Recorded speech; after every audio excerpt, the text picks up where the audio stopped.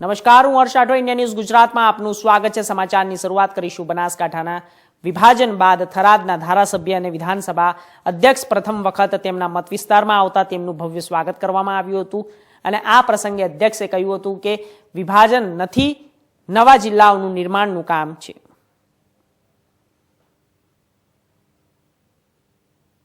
વિભાજન ચલાવ્યું છે, આ કોઈ વિભાજન નથી। આ નવા જિલ્લાના નિર્માણનું કામ થયું છે અને નવા જિલ્લાના નિર્માણનું કામ દેશના પ્રધાનમંત્રી મોદી સાહેબના બનાસકાંઠા જિલ્લાની આ સરહદી વિસ્તારની ધરતી ઉપરનો પ્રેમ, એના કારણે રાજ્યના મુખ્યમંત્રી શ્રી ભૂપેન્દ્રભાઈ પટેલે આ નવા જિલ્લાના નિર્માણ માટેની મંજૂરી આપી છે। આપે કહ્યું કે એનાથી શું ફાયદો થશે, તો 100-150 કિલોમીટરથી પણ વધારે દૂર સુધી જેને જિલ્લા સેન્ટર ઉપર જવું પડતું એ નજીક પડશે। તેના કરતાં આ સમગ્ર જૂના બૃહદ બનાસકાંઠા જિલ્લાની અંદર આજે જેટલો સ્ટાફ છે અધિકારીઓને એનાથી ડબલ થશે, એટલે પ્રજાને કામની અંદર પડતી મુશ્કેલી એનો ઉકેલ આવશે, ઘર આંગણે સુવિધાઓ મળશે। અને બીજું, આ સીમાવર્તી ક્ષેત્રો છે, તે સરહદી વિસ્તાર છે, આ સરહદી જિલ્લો બને છે, તો એના કારણે પણ આ નવો ડેવલપમેન્ટ જે થવાનું છે વધારે થશે, જેથી કરીને જૂનો બનાસકાંઠા જિલ્લો અને નવો વાવ-થરાદ જિલ્લો આ બંનેનો વિકાસ થશે અને બંનેના વિકાસ માટેના માપદંડ એની ગ્રાન્ટો પણ વધારે મળશે। સરકારની યોજનાઓનો લાભ પણ જે એક જિલ્લાને બંને જિલ્લાનો અત્યારે મળતો જેવો એટલી ગ્રાન્ટો એક જિલ્લાને મળશે, જેથી પ્રજાના કામો પણ વધારે થશે।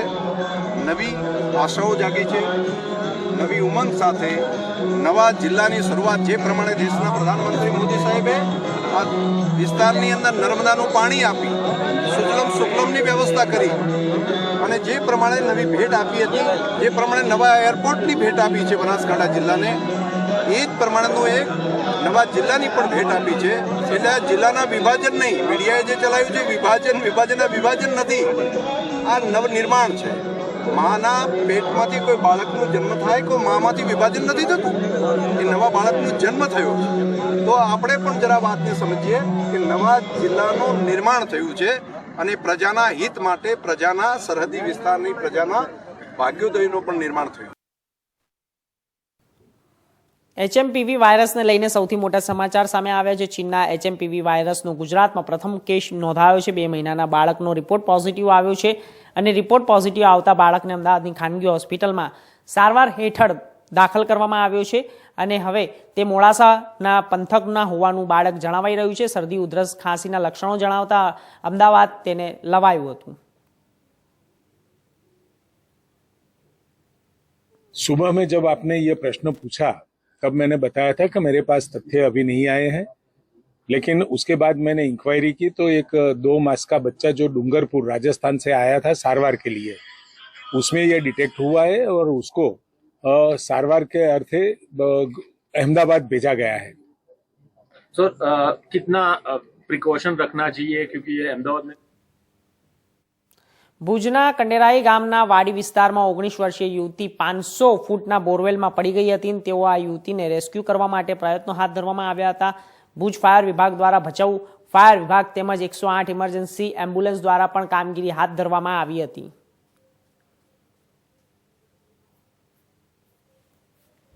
आज सुबह करीब 6 बजे के करीब परिवारजनों को पास में से आवाज़ आई बचाओ बचाओ, तो परिवारजन उसके दौड़ के आके देखा उन्होंने, तो पास में बना हुआ एक बोरवेल है, उसके अंदर से आवाज़ें आ रही थी। थोड़ी देर के लिए आवाज़ें आती रही, फिर आवाज़ें बंद हो गई। प्रशासन को जैसे इसकी जानकारी हुई, तुरंत पुलिस प्रशासन, फायर विभाग की टीम और एम्बुलेंस घटना स्थल पर पहुंच चुके थे। मारू नाम लाल सिंह। લાલજીભાઈ, શું વિના બનેલી છે, શું ઘટના ઘટી છે? આમાં ઘટના એવી સાહેબ ઘટી કે કાંઈ એમાં કેવી રીતના ઘટના ઘટી એ તો કંઈ એનો કંઈ ખબર નથી પડતી, પણ સવારના એ 5 વાગે નીકળ્યા હતા રૂમમાંથી અંદરથી। પછી 2 છોકરી હતી, એક મારી ને એક મારી બેન। તો એકી કરીને મારી બેન છોકરી હતી જે એ તો હાલી આવી રૂમમાં ને હું મારે બાથરૂમ જવું હોય એના બહાને અહીંયા બારે હતી।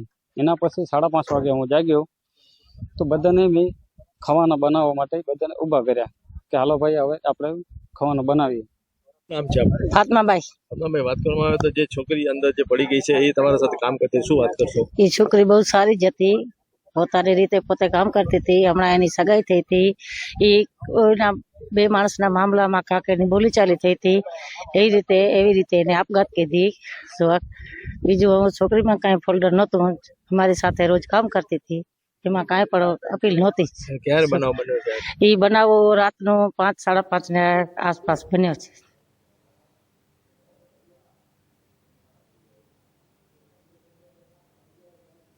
શિક્ષણ જગતને શર્મસાર કરતી ઘટના રાજકોટથી પ્રકાશમાં આવી છે. આ તકે વાત કરીએ તો ઘટનાની શહેરના બડી વચકપર ગામે આવેલ પ્રાથમિક શાળાના ધોરણ 5ના અંદર ભણતી વિદ્યાર્થીની અને કમલેશ શિક્ષક અમૃતિયા દ્વારા શાળામાં ભણતી વિદ્યાર્થીને વિવિધ વિડીયો બતાવી તેમજ અડપલા કરવાના વિદ્યાર્થીઓ દ્વારા તેના વાલીઓને ફરિયાદ કરતા હવે હાલ બાળકીઓને વાલીઓ દ્વારા રાજકોટ પોલીસમાં વિભાગમાં ફરિયાદ કરવામાં આવી છે. હવે જોવાનું એ રહેશે કે સરકાર શું પગલાં લેશે.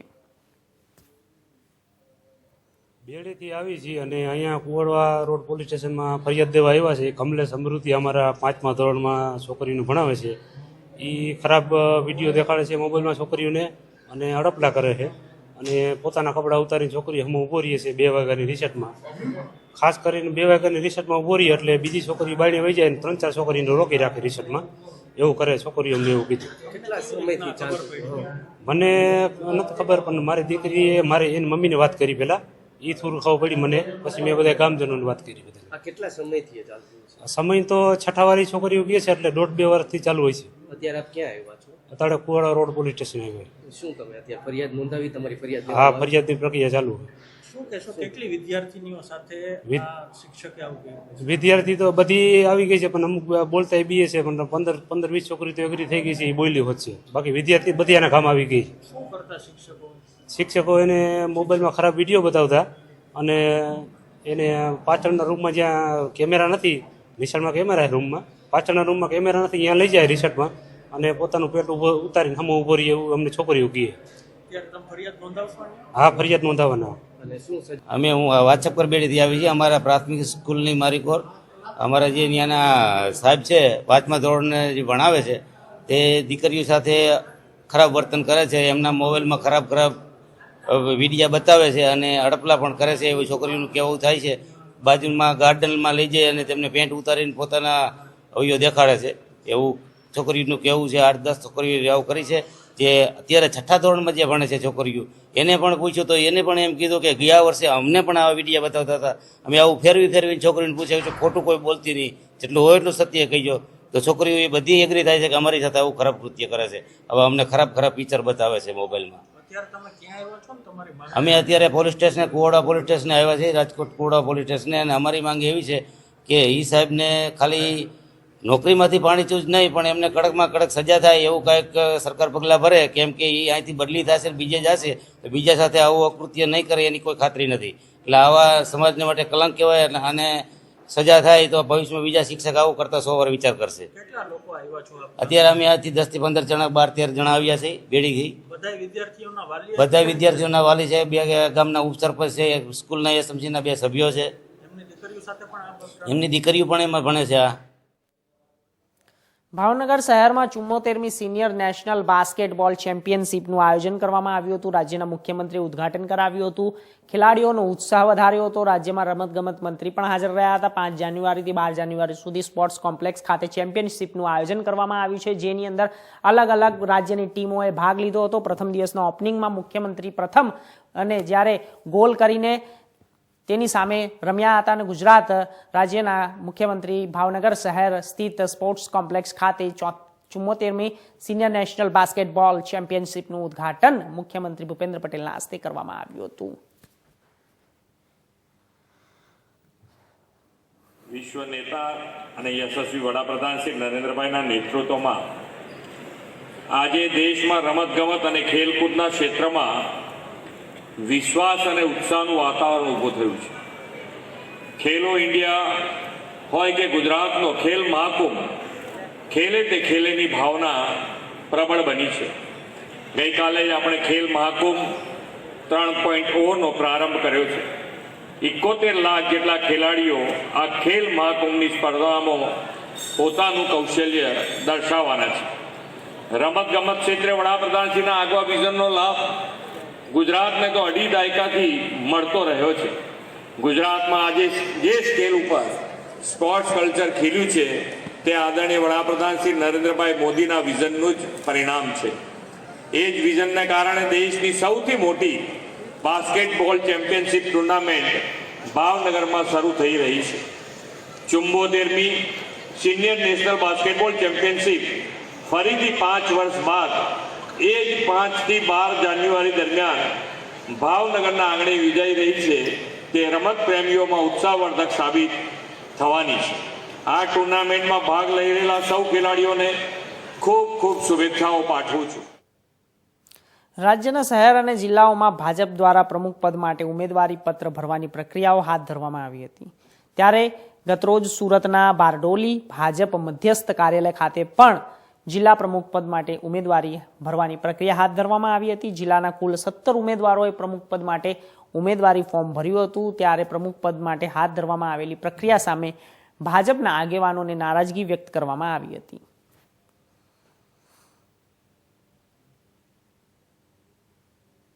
એટલે ગઈકાલે પાર્ટીની ગાઈડલાઈન મુજબ ગઈકાલે 4 તારીખે સુરત જિલ્લા સંગઠનના પ્રમુખને દાવેદારી એટલે ફોર્મ ભરવાનું ચાલતું હતું. એટલે હું જિલ્લા એસસી મોરચાના પ્રમુખ તરીકે મેં ત્યાં દાવેદારી નોંધાવી અને ફોર્મ ભર્યું. તો ગઈકાલે સાંજે મને ખબર પડી કે ભાઈ તમારું ફોર્મ રદ કરવામાં આવ્યું છે. મેં ચૂંટણી અધિકારીએ આદરણીય ભાઈ ડૉક્ટર જીવરાજભાઈ ચૌહાણ સાહેબને ગઈકાલે રાત્રે ફોન કર્યો કે સાહેબ મારું ફોર્મ ગઈકાલે સાંજે કે સાહેબ મારું ફોર્મ રદ કરવામાં આવ્યું છે, મને એવી ખબર મેસેજ મળ્યા છે એ સાચા જૂઠા છે? કે હા સાચી વાત છે. મેં કહું સાહેબ રીઝન શું છે? તો મને એવું કે તમારા ફોર્મની અંદર તમે સક્રિય સભ્ય તો છો જ, પણ એક જ નંબર તમે બે જગ્યાએ લખ્યો છે, ઉપર અને નીચે. ફોર્મની અંદર 2 જગ્યાએ સક્રિય સભ્ય નંબર લખ્યો છે, એના કારણે તમે ફોર્મ રદ કરવામાં આવ્યું છે. એવી કોઈ એ જ નથી કે અમારું ફોર્મ રદ કરી શકે.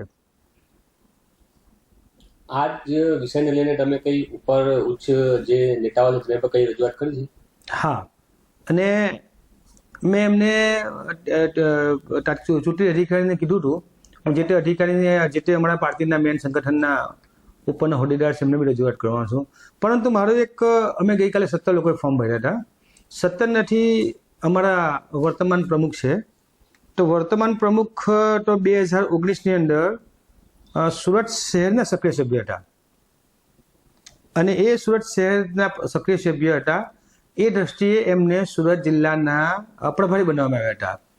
તો એ પ્રભારી બન્યા પછી ત્યાંના વર્તમાન સુરત જિલ્લાના વર્તમાન પ્રમુખ અને વચ્ચેથી એ થતા એમને ફરી ત્યાં સુરત જિલ્લાના પ્રમુખ બનાવવામાં આવ્યા. એવી કોઈ પાર્ટીની ગાઈડલાઈન નથી. એ પાર્ટીની ગાઈડલાઈનમાં એવું આવે છે કે ભાઈ જે તે જિલ્લાના હોય તેને પ્રભારી બનાવવામાં નથી આવતું. તો એક શક્ય કેવી રીતે બન્યું? બીજું કે એ વર્તમાન પ્રમુખશ્રી છે એ 2024ની અંદર ઉભેર ગામની અંદર એમણે ઉભેર ગામનું ઘટની બતાવી. 2024માં સક્રિય સભ્ય બન્યા અને એમણે ફોર્મ ભર્યું અને એમનું ફોર્મ પાસ કરવામાં આવે છે. અને મારું તો સક્રિય સભ્ય છું, 19માં છું, માંગરોળ વિધાનસભાની અંદર સુરત જિલ્લાની અંદર 2024ની અંદર છું. મારો સક્રિય સભ્યનો નંબર છે મારું. તે છતાં મારું ફોર્મ રદ કરવામાં આવ્યું છે. તો એનું શું કારણ? જામનગરના ગુરુદ્વારામાં ગુરુ ગોવિંદસિંહજીની 359મી જન્મજયંતિની ઉજવણી કરવામાં આવી. સાથે ગુરુદ્વારાથી જીજી હોસ્પિટલ સુધીની શોભાયાત્રા યોજાઈ હતી. જીજી હોસ્પિટલમાં ગુરુ ગોવિંદસિંહજીની છબીને ફુલહાર કરવામાં આવ્યા હતા અને પ્રસાદ આપવામાં આવ્યો હતો. आज गुरु गोविंद सिंह जी की जन्म जयंती को मुख्य रखते हुए आज सुबह से ही गुरुद्वारे साहब में सबसे पहले सुबह 8 बजे से लेके नगर कीर्तन के रूप में समूह संगत एकत्र होकर गुरु गोविंद सिंह हॉस्पिटल गए. वहां पे गुरु साहब की छवि को माल्यार्पण करने के बाद सब गुरुद्वारे में आए. अभी गुरुद्वारे साहब में जो सहज पाठ साहब रखे थे 10:30 बजे उनकी संपूर्णता है और गुरु गोविंद सिंह जी की जन्मभूमि पटना साहब से आज हजूरी रागी भाई साहब अरविंद सिंह जी और उनका जत्था यहाँ है जो कीर्तन करके आज जामनगर की सभी संगत को निहाल करने वाला है. और उस उपरांत गुरु का अटूट लंगर बरतेगा। शाम को भी इसी तरह कीर्तन दीवान है और उसके उपरांत गुरु का अटूट लंगर बरतेगा। રાજકોટ જિલ્લાના ઉપલેટામાં નાદારી નોંધાવનાર વ્યક્તિની મિલકત સીલ કરવામાં આવી છે। બેંક ઉપલેટા શહેરના ભાદર ચોક પાસે સ્મશાન રોડ પર આવેલ 612 ચોરસ મીટર મિલકત યુનિયન બેંક ઓફ ઇન્ડિયા દ્વારા સીલ કરવામાં આવી। મૂળ ઉપલેટાના અને હાલ મહારાષ્ટ્રના નાગપુર ખાતે રહેતા ઇરફાન જબ્બારભાઈ ચીણી નામના વ્યક્તિએ વર્ષ 2012ની સાલમાં નાગપુરની યુનિયન બેંક ઓફ ઇન્ડિયા પાસેથી 3.50 કરોડની લોન લીધી હતી। નાગપુર યુનિયન બેંક દ્વારા અગાઉ પણ આ અંગે નોટિસો લગાવવામાં આવી હોય અને મિલકતના ધારકે ઉખાડીને ફેંકી દીધી હતી તેવું પણ બન્યું હતું।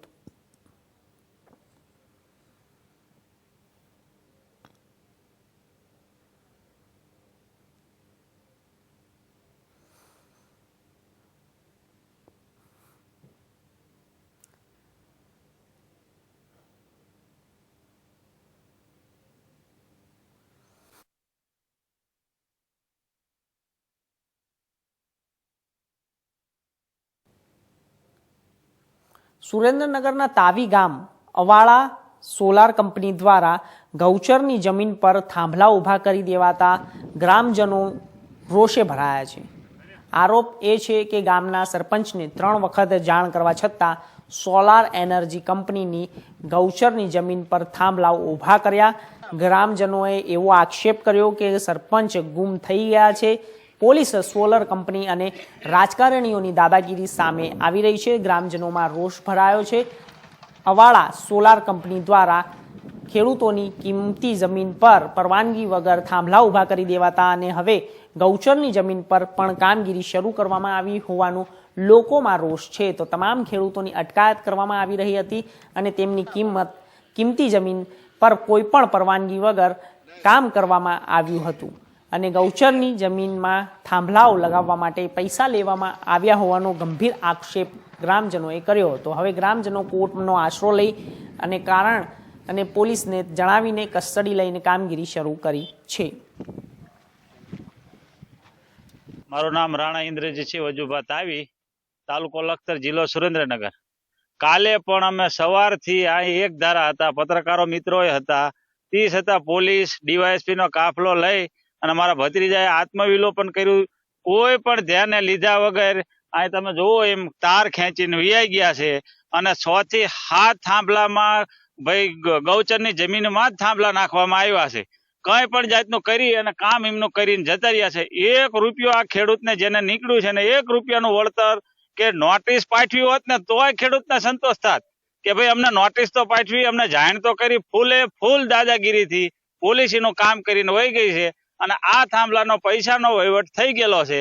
તો ઈ અમે જાણવા માંગવી છે કે જે તે આ કોન્ટ્રાક્ટર છે એને કોની હારે વહીવટ કર્યો છે પૈસાનો મૂળ, અને આના માટે હવે અનુસંધાને અમે કોર્ટમાં પણ જવાના છીએ, જ્યાં છીએ અને હજી ઠેઠ હાઈકોર્ટમાં જવાનું થાય તોય અમારી તૈયારી છે અને ઠેઠ તળિયા સુધી પહોંચવાનું છે। આમાં કોણ કોણ સામેલ છે, કોણ કોણ કોન્ટ્રાક્ટર ને કોણ કંપની જવાબદાર છે। નામ મનોરીત છે, હું આ ખેતરનો માલિક છું। બરોબર, મારે કાલે સવારે પાણી પાવા માટે આવ્યો હતો અને આ બળજબરીથી આવ્યા પોલીસ વાળા અને ઓડા કંપની વાળા। બરોબર, બળજબરીથી અને મારે આત્મહત્યાનો પ્રયાસ કરવો પડ્યો, છતાં કોઈએ કઈ આગળ પગલું ન ભર્યું। બરોબર છે, અને આ ગૌચરની જમીન રહી, બરોબર, એમાં બધે થાંભલા નાખ્યા છે, એમાં કોઈ પણ ગામને જાણ કરી નથી અને સરપંચશ્રી હાજર નથી રહ્યા। 3 દાન છતાં બોલાવા, હું મારો મોટો ભાઈ મારો કાકાનો દીકરો ફોન કર્યો, એ છતાં લીમડી વયો ગયો છે। બરોબર, એટલે એને જે તે એને પૈસા ખાતા જેને ખાતા હોય, બરોબર છે, આની કાર્યવાહી કરવાની છે, કોર્ટ સુધી જવાનું છે। બરોબર, મારે આ 9 વીઘાની જમીન છે, મારે એમાં હું ગુજરાન ચલાવું છું। બરોબર, છતાં દાદાગીરી કરી અને આમને લોકોએ તાર નાખી દીધા।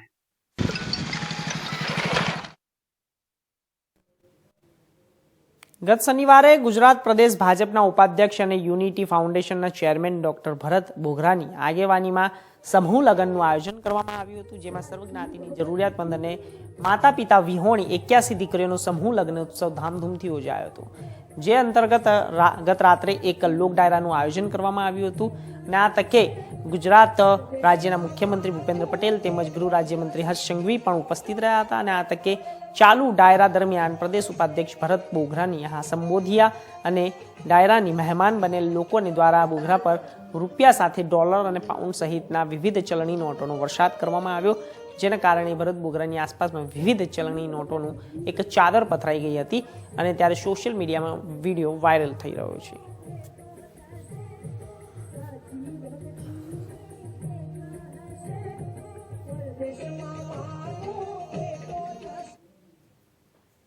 તો હાલમાં ગુજરાત ભાજપ સંગઠનમાં જે રીતે ફેરફાર ચાલી રહ્યા છે, ફેરફાર કરતાની સાથે હજી થોડા દિવસો પહેલા જ મંડળ પ્રમુખની નિમણૂક કરવામાં આવી હતી, જેના ભાગરૂપે હવે જિલ્લા પ્રમુખ નિમણૂકની પ્રક્રિયા હાથ ધરવામાં આવી હતી. આ પ્રક્રિયા દાહોદ જિલ્લા ભાજપ કાર્યાલય કમલમ ખાતે સવારના 9:30 વાગે કરવામાં આવી હતી અને 1 વાગ્યા સુધીની અંદર પ્રદેશ ભાજપ તરફથી નિમણૂક કરવામાં આવેલું હતું. દ્વારા ફોર્મ સ્વીકારવાની કામગીરી ચાલુ કરવામાં આવી હતી. પુરુષ તેમજ મહિલા એમ લગભગ 45 જેટલા કર્મનિષ્ઠ કાર્યકર્તાઓએ જિલ્લા પ્રમુખ પદના ઉમેદવારી માટેના ફોર્મ ભરવામાં આવ્યા હતા. સંગઠન પર્વ 2024ની કામગીરી જે ચાલી રહી છે ગુજરાત પ્રદેશની અંદર, એમાં આજે જિલ્લાના પ્રમુખ બનાવવા માટે આજે ફોર્મ ભરવાની તારીખ હતી અને અમે સૌ સવારથી અર્જુન કાકા, નીરવભાઈ, દીપેશભાઈ, ભરતભાઈ અમે સૌ આ કામગીરી અંદર લાગેલા છીએ. 45 જેટલા ફોર્મ હજુ સુધી આવ્યા છે. કાર્યકર્તાઓમાં ખૂબ ઉત્સાહ છે. દરેકની લાગણી અમે આજે પ્રદેશ સુધી પહોંચાડવાની છે. કાલે અમારી પ્રદેશની અંદર આજે ફોર્મ આવ્યા છે, એ ફોર્મને બધા જ ફોર્મ લઈને ત્યાં જવાનું છે, તે ફોર્મ જમા કરાવવાના છે. આગળની પ્રક્રિયા જે પ્રમુખ બનાવવાની પ્રક્રિયા છે એ પ્રદેશ ભાજપ દ્વારા નક્કી કરવામાં આવશે અને ત્યારબાદ પ્રમુખની જાહેરાત કરવામાં આવશે. સંગઠન પર્વ 2024 અંતર્ગત ભારતીય જનતા પાર્ટી દ્વારા સંગઠન પર્વ ચાલી રહ્યું છે. અંતર્ગત આખા ભારતભરમાં, ગુજરાતભરમાં પ્રાથમિક સભ્ય, સક્રિય સભ્ય બન્યા પછી મંડળ પ્રમુખોની જાહેરાત થઈ ચૂકી છે. આજે ગુજરાતમાં 4મી અને 5મી જાન્યુઆરી જિલ્લા પ્રમુખ માટેનો સેન્સની ઉમેદવારી લેવાનો કાર્યક્રમ હતો. આજે દાહોદ ભારતીય જનતા પાર્ટી કાર્યાલય ખાતે પણ આ કાર્યક્રમ 5મી તારીખ છે.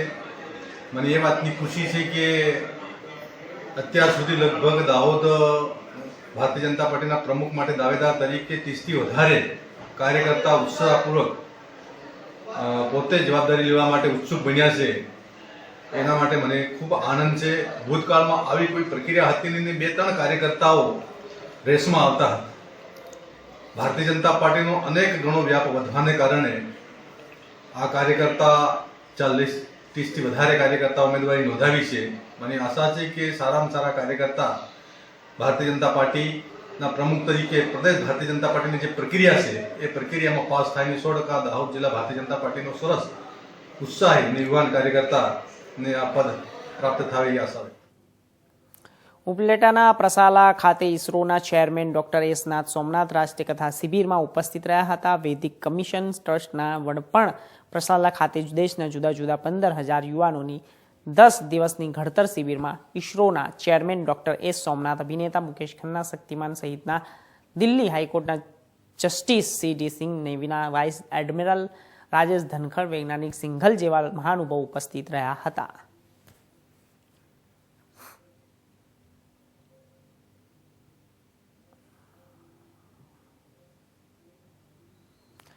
આણંદના ચાંગા ખાતે ચારુસેટ યુનિવર્સિટીનો 14મો પદવીદાન સમારોહ ચારુસેટ કેમ્પસમાં યોજાયો હતો. આ સમારોહની મુખ્ય અતિથિ તરીકે ઉપસ્થિત રહેલા વિખ્યાત ઉદ્યોગપતિ અને ટોરેન્ટ ગ્રુપના ચેરમેન સુધીર મહેતાએ દીક્ષાંત પ્રવચન આપ્યું હતું અને અધ્યક્ષ સ્થાને ચારુસેટના પ્રમુખ સુરેન્દ્રભાઈ પટેલ ઉપસ્થિત રહ્યા હતા અને આ પદવીદાન સમારોહમાં કુલ 1069 વિદ્યાર્થીઓને 1656 વિદ્યાર્થીઓ સહિત કુલ 2725 વિદ્યાર્થીઓને પદવી એનાયત કરવામાં આવી હતી. જી, મારું નામ કિશા બ્રિજેશ જોશી છે અને મને આપણે કોલેજ ઓફ એગ્રીકલ્ચર વસુમાં મેં મારું ઓનર્સ ઇન એગ્રીકલ્ચર પૂરું કર્યું છે. મને પ્લાન્ટ પેથોલોજી, એગ્રીકલ્ચરલ ઇકોનોમિક્સ છે, પછી એન્ટોમોલોજી છે, પ્લસ આપણે હોર્ટિકલ્ચર છે. એ રીતે જુદા જુદા 9 સબ્જેક્ટ્સની અંદર મને મેડલ મળેલ છે, ગોલ્ડ પ્લેટેડ સિલ્વર મેડલ. આગળ શું વિચારીશું? પહેલાં તો એ જ વિચાર છે કે જે આટલું ભણી છું એ ઉપર હું ક્યાં સોસાયટીને આપણા ઇન્ડિયાને કન્ટ્રીબ્યુટ કરી શકું છું એનું જ વિચારવાનું છે. અને હાલની તારીખમાં જેમ કે સ્કિલ ઇન્ડિયા ચાલે છે તો એ રીતે કઈ એવી સ્કિલ્સ છે જે મને આગળ કામ લાગે અને હું મારા દેશનું નામ રોશન કરું, એ જ વિચાર છે. મારું નામ હેત ઉત્સવ પટેલ છે અને મને વાઇસ ચાન્સેલર્સ ગોલ્ડ મેડલ મળ્યું છે અને 9 અલગ અલગ સબ્જેક્ટમાં મને મેડલ મળ્યું છે. હોર્ટિકલ્ચર, પ્લાન્ટ પેથોલોજી, એન્ટોમોલોજી, બ્રીડિંગ અને બાયોકેમિસ્ટ્રીમાં મળેલ છે અને એગ્રોનોમીમાં પણ મળેલ છે. હું મારા ટીચર્સ, મારા પ્રોફેસર્સ અને મારા મમ્મી પપ્પા, મારી ફેમિલી, મારા બા દાદાને થેન્ક યુ કહેવા માગું છું, જેમનો બહુ જ સપોર્ટ હતો મને. સ્પેશિયલી થેન્ક્સ ટુ મારા મેડમ મોલિકા મેડમને, જેમને 24 કલાક મારી સાથે હતા. એમનો ખૂબ ખૂબ આભાર છે. અને હું બધાને કહીશ કે એગ્રીકલ્ચર તરફ આગળ વધો અને એગ્રીકલ્ચર બહુ જ સારો સબ્જેક્ટ છે, આનામાં બહુ જ ફ્યુચર સ્કોપ છે. Thank you. તો હાલ સમાચારોમાં બસ આટલું જ. દેશ દુનિયાના તમામ સમાચાર માટે જોતા રહો ઇન્ડિયા ન્યૂઝ ગુજરાત. નમસ્કાર.